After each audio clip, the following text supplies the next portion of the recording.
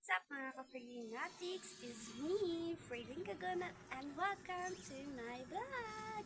So for today's video guys, bawal tayo mag-ingay kasi tutulog ang aking baby na si Arlene. So kasi, pag nagising yan, tuloy-tuloy yan. Ayoko rin. Naku, nakaka-stress. Tapos, ito po, kasama ko ang aking mabantut na kapatid na si Alma. Aray ko! Tapos, tulog si Arlene, pati yung kanyang tatay. Ano? Oh, kasi panggabi yan sila. Mga panggabi ang mga tao dito, diba? Sabi ko sa inyo, lahat ng mga tao dito nagtatrabaho. Lahat sila panggabi. So, baliw ka ba? Tapos, magpapainit ako ng mainit na tubig para sa ano niya, iniinitan ko siya para dun sa bottle niya. Kasi minsan sinisinok siya.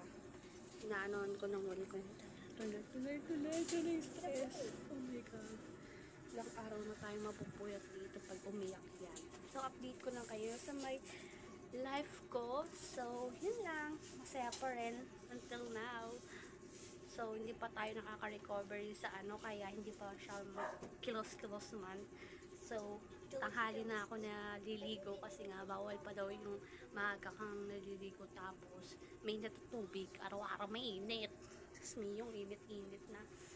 So, inaon ko lang siya, nilagyan ko ng bunbunan nyo yung acetiman sanilla guys para hindi malamigin yung mga newborn yung mga anak. Lagyan nyo lagi ng sombrero tsaka tawag dito acetiman sanilla na lang guys. Goodbye and don't forget to follow my page. Bye guys! Ingat always. Goodbye!